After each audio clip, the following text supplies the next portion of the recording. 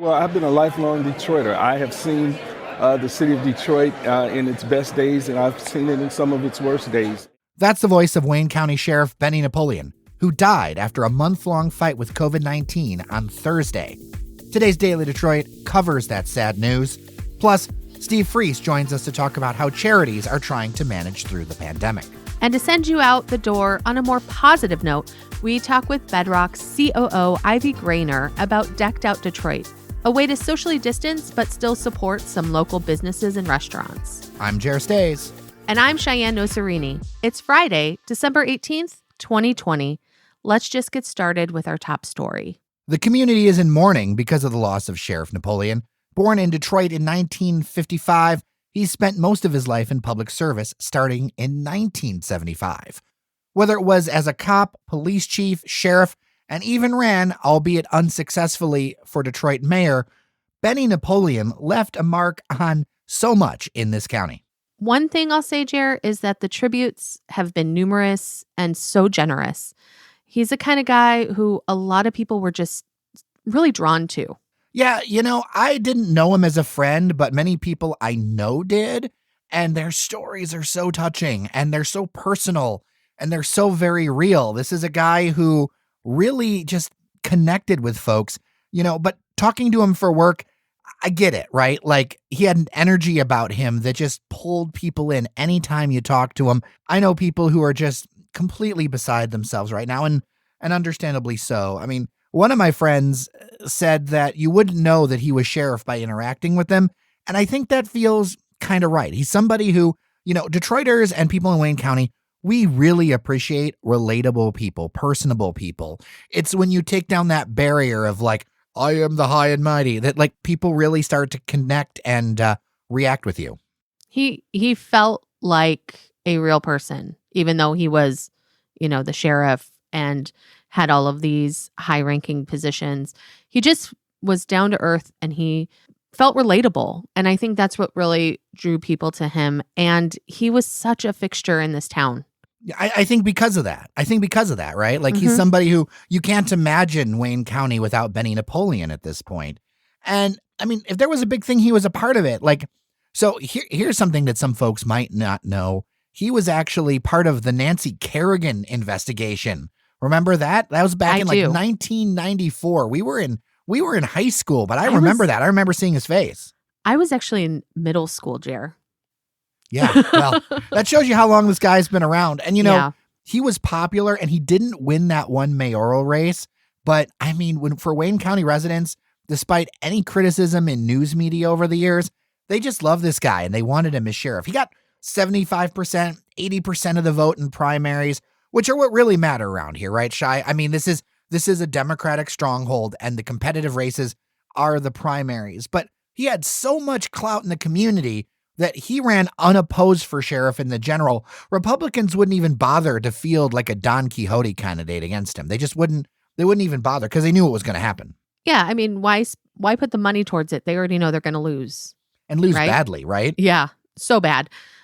Also, he was a Detroit native, and so we can't forget that. No, and I think, Cheyenne, that really matters in a city like this and in a county like this. Like, we are a place that really honors our own. And, he was a grad of Cass Tech, and he had a story that was interesting because, he was a shoe salesman until he filled out an application to become a cop. Like, and that's a story I think a lot of Detroiters can relate to. I mean, how many of us have had so many other jobs over the years? It's just something people can understand. Oh, absolutely. I mean, I know, Jerry, you and I have had a whole lot of different kinds of jobs. And so once again, this goes back to him being relatable and a real person. And so this one's hitting hard today, Jer. His family had deep roots. His dad was a influential pastor over on the east side, I think, involved with the NAACP. His brother Hilton is a police chief in Highland Park, just down the road from the studio here. And he battled coronavirus for 2.5 months himself, which is crazy. His family got really hit really hard by it. Yeah, I know. I mean, all I can say is COVID-19 really sucks. It does. Listeners, I mean, you've heard us say this a ton of time, but wear your mask. This stuff is super real. I know, Cheyenne, it's hit both of us personally pretty hard, friends, neighbors, family. Our thoughts are with his family, and Wayne County's lost somebody who was a giant in the community.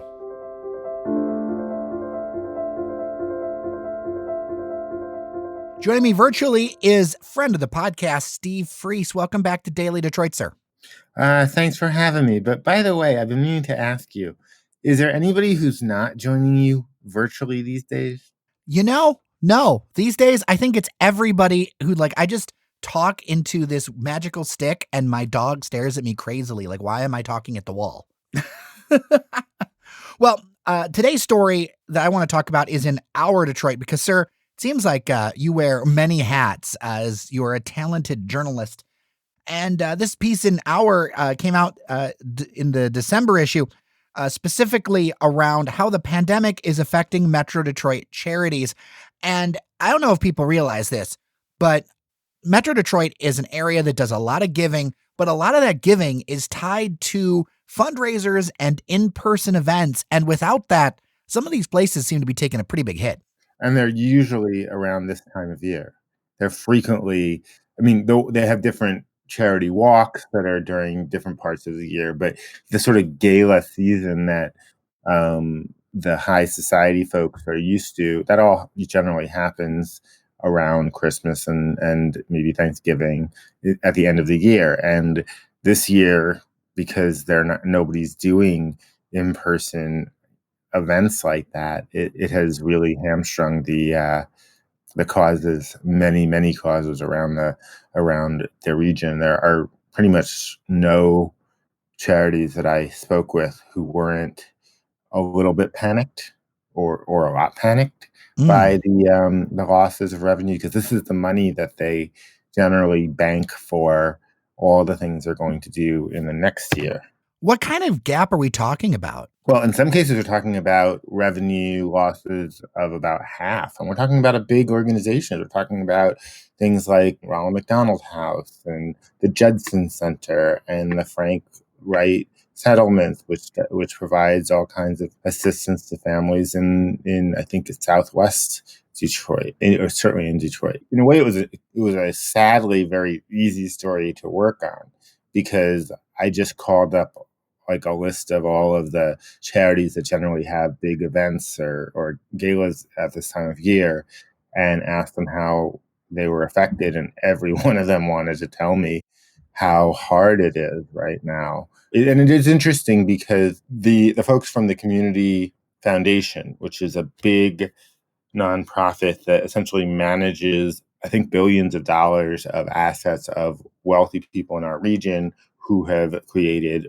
funds and charitable giving organizations, and they also raise money as well. And they were telling me that when COVID hit, they actually had a pretty impressive influx of donations. There were millions of dollars were pouring in from people who were obviously concerned in the moment as everything was shutting down and as COVID was sort of gripping us. But part of the problem with a long pandemic that you start to get used to is not just that you get near to the devastation.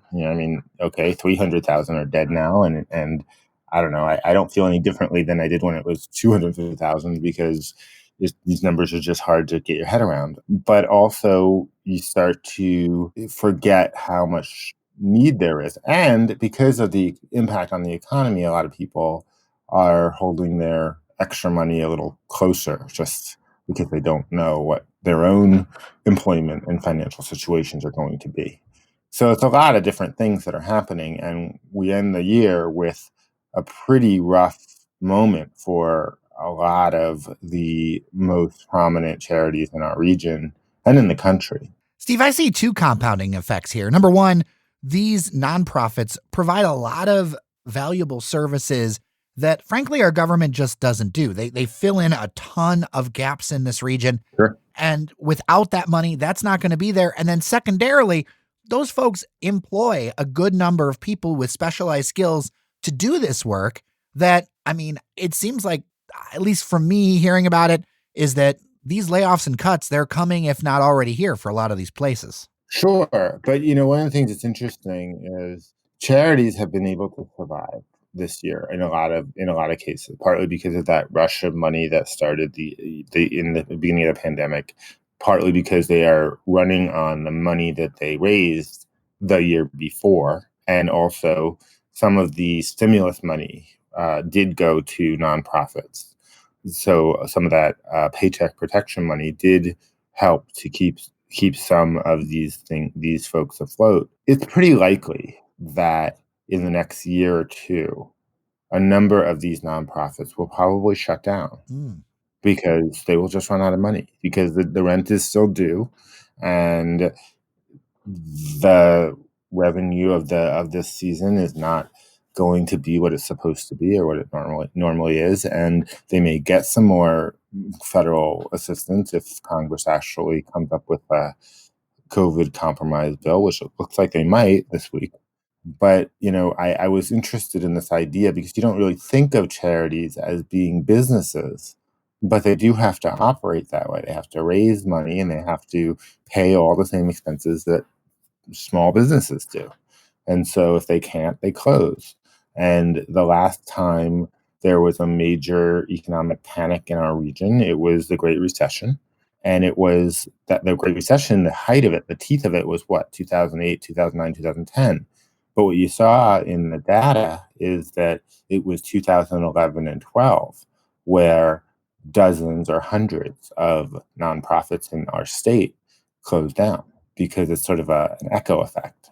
Do you think that there's anything that can practically be done to blunt this blow, or is it really something where we need to just kind of brace for impact? We have to brace for impact, but I think that people who feel strongly about supporting certain causes should do so and should try to see if they have a little extra this time. The Salvation Army is an interesting example. They raise a lot of money. Something like $8 million from in our region from the kettles that are outside of stores. But they do that because there's a lot of foot traffic and because people tend to have some loose change or a few dollar bills on them. And in this COVID era, people aren't using cash as much. So, and they're certainly not spending any more time than they have to in stores. They've turned to online campaigns. They actually have a national TV campaign reminding people that they need to remember the Salvation Army at this time of year. So, I think, yeah, if there's extra money or if there's even extra time people have to give, this is it's the season to give in the first place. But it's also this particular year of particular significance. A lot of times you hear about these galas and you hear about the fact that I don't know, the Judson Center raises X millions of dollars at their silent auction and their fancy affair, and you wonder to yourself, well, do they need my $40 if they're doing all that? Well, this year they weren't able to do any of that, and they still have all of the things that they want to accomplish for their clients. The Judson Center in particular happens to work with children and families with various special needs. I just picked that one out out of my head because it happened to be part of the story. Some of these organizations I was not that familiar with before, and now I am. And they do all kinds of interesting things. The Kidney Foundation needs money. The Alzheimer's Foundation is struggling.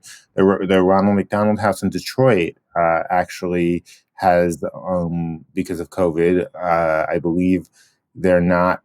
Oh, they're allowing people to stay, but fewer of them, and so it's because they're trying to help make sure that people can social distance properly as their apartments that they have that are in the Ronald McDonald House. The idea there is to provide housing for families of kids who are being hospitalized or are in some sort of need of being very near to hospitals for whatever kind of disease they're contending with. So yeah, there's been a lot of layoffs, and it's rough. It's rough out there. Some of these organizations, like the nonprofits you don't necessarily think of, like museums, Well, they had to shut down for months this year because they couldn't have guests there. So they lost all that ticket revenue.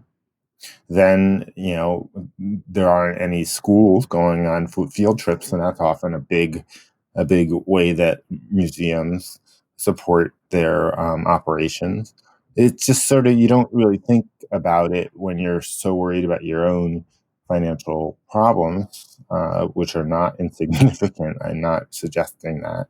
But if you got a few extra shekels and there's a cause that's important to you, they need it. They need it more than they needed it in past years. Well, I will say this. If there's anything that our audience is, it is generous. So I really encourage people to check out this piece on Our. I will link to it in the show notes. It's called How the Pandemic is Affecting Metro Detroit Charities, written by the incomparable Steve Freese. And thank you so much for your time. Until next time, good sir. It's always great to talk to you. Happy Hanukkah.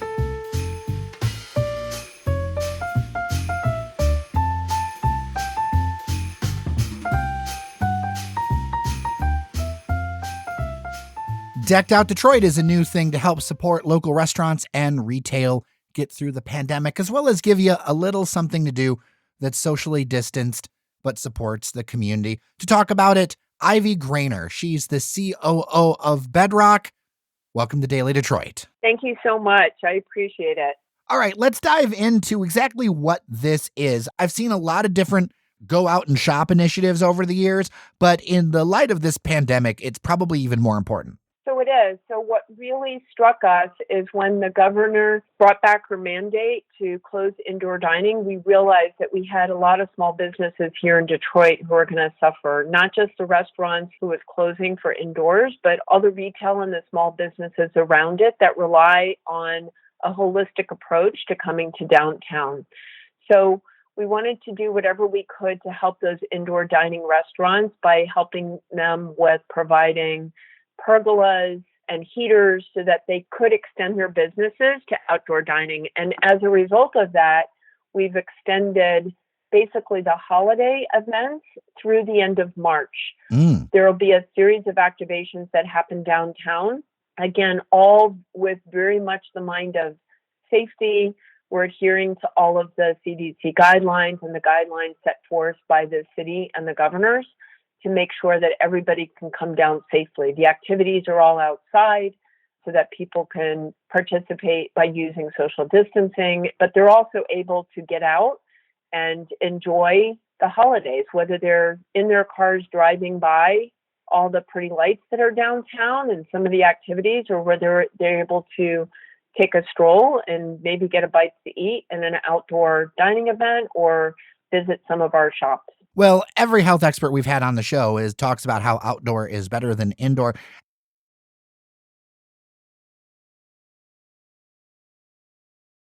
So absolutely. I personally wear scarves all the time in the winter, and the mask is a great substitute. And so we are encouraging everybody to come, but we are encouraging everybody to do it safely and adhering to all the guidelines so that everybody can feel safe. One thing looking at the website, it's key to note that all these places are kind of walkable. You can kind of park once and see a bunch of things in downtown, right? So yes, and not only that, but for anybody who comes downtown and gets a validation in one of those participating stores or restaurants, they'll have free parking for, I think it takes you about 8 hours through the day. But yes, everything is largely within a few blocks of each other, and starting from Campus Marcius, and then it spreads out from there in all directions. Your group made a lot of news early on around the deals that you're working with your retail tenants to make sure that they kind of stay open through the pandemic. What have you experienced as kind of property managers and people who are trying to, add more to the retail experience, right? Because Bedrock, anyone who's covered you guys for a while realizes that it's more than just landlords. There's so much more to kind of Bedrock and the events you've done over the years. What have you been seeing and what are you seeing going forward? Detroit is still fledgling. I mean, it has really made in the last 10 years, big strides, but it's still fledgling in light of how you think of other cities. Although many of those cities are struggling with their own pandemic situations, But the last thing we wanted to do is go backwards in all the great momentum that has been created for the community and for the small businesses. And so Bedrock has been very proactive about working with all the small retailers, especially, to make sure that we can keep the doors open, not only for their own business sake, but also for the community to have some place to go and to be able to be proud of where they live and shop and eat, etc. Well, and speaking of eating, I want to make sure to highlight some of this outdoor winter dining stuff, because the second that a couple of my team members saw the renderings of these things, they were just like, oh, I'm in 100%. So can you kind of talk about what that is and what the plan is behind that? Sure. So the plan is to make sure, again, that all the dining venues that have only indoor seating had an opportunity to at least bring it outdoors. And so we are providing pergolas, in a couple instances, some igloos, all, again, according to guidelines where the sides are all open but for one, although I think the governor actually just approved 2 sides, but most of our pergolas will be open on 3 sides along with heaters for the restaurants so that they can serve outside. We also have parklets. They've actually been around for a while, and we're adding heaters to some of those parklets so that even for those limited service food users, if you want to grab something from there, or those businesses that only have carry out, you'll be able to go to a parklet if you're wandering around town and sit in a place that has some heaters as well. Another thing you've got going on are some experiences too, because everybody's looking for something to do right now. They've been in their houses, all that kind of stuff. One of the things that I've experienced myself are lights at the Esplanade, but there's a lot more than that too, right? So last year, if anybody recollects, we actually had like a market where there were a bunch of little vendors in there. And of course, we're not doing that this year because of social distancing, but we have a number of new pop-ups that we've actually put into storefronts. Additionally, we're activating a bunch of our vacant storefronts with artwork. We have Santa's mailbox for children to come and put in their letters to Santa in Parker's Alley. And so there's a number of things that encourage people to come downtown without encouraging masses to congregate. We do have a couple of exciting things which are not quite done yet, so I can't announce, but larger opportunities to come downtown. Again, none of it which is going to encourage any mass social gathering, but we do have some things that we're hoping to announce sometime in the next week that will also be an opportunity for people to, get out of their houses. We know that people are, just like you said, looking for something to do, looking for some activity. And so we are trying to provide that as much as possible through March. And then there may be things beyond that, but we're at least committing to the winter season through March.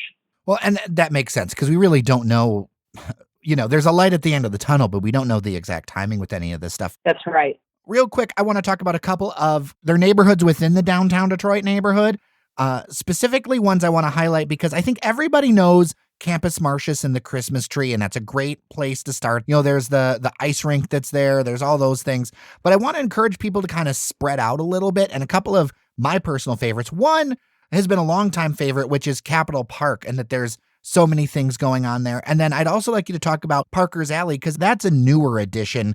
And what can people find in kind of both those spaces? So Capitol Park, we'd already set up for the holidays. And what we're doing is we're expanding some of the seating and some of those heated areas because there is a very nice offering of restaurants and shops in that area so that people can grab some food or a cup of coffee, or if they just want to relax and have a conversation, that they can do it within some heated areas within Capitol Park. And then Parker's Alley, which is adjacent to the Shinola Hotel, we have a Santa's mailbox, and there are some little places within there as well. The Belt 2, I believe they have some things that are going to be open too.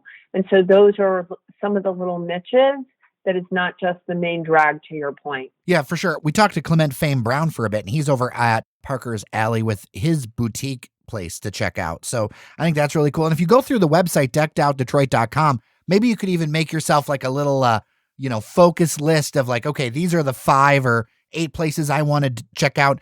And time's a ticking around shopping too. Like if you've got some last minute holiday shopping to do, shipping's going to be kind of a questionable thing. Maybe checking out some of these places to fill out a list is a good idea. That's right. And we also have our Detroit card that if people want to use that as a gift card for people to come shop downtown Detroit, we have that as well. And then also remember that we are extending this even past the holidays. So stay tuned for some big things on our website too, for some activities that'll be announced starting in January. Well, and before I let you go, then I guess maybe I'll take a second to ask about that, specifically the Detroit card and what all that entails. The Detroit card is basically a gift card that's geared towards all of the small businesses, especially downtown.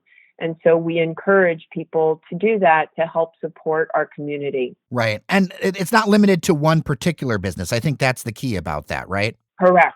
It is. It's for multiple businesses downtown. It can be used in any of the participating retailers' businesses. Well, Ivy Grainer, I really appreciate your time. You know, it's something where it's really great to see these experiences happen and kind of grow out throughout downtown. Thank you so much for your time today. Thank you so much, and have a happy holiday.